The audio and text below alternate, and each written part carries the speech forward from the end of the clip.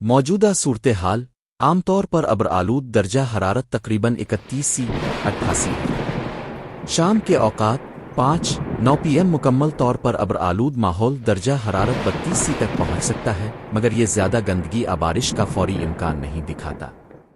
रात का आगाज़ 10-12 AM ज़्यादातर अब्र आलूदा हालात जारी रहेंगे, दर्जा हरारत 29-30 सी के करीब रहेगा। रात के वस्त और बाद अज़ां 1-4 AM 0-1 AM बादलों के साथ जारी तकरीबन 30 सी 0-2 AM गरज चमक और बारिश के इम्कानात थोड़ी शिद्दत के साथ, दर्जा हरारत 29 सी 0-3-0-4 AM बादल दबाव बाकी रहेगा, बारिश कम होकर बादलदार और ठंडा हो जाएगा तकरीबन 28-29 सी।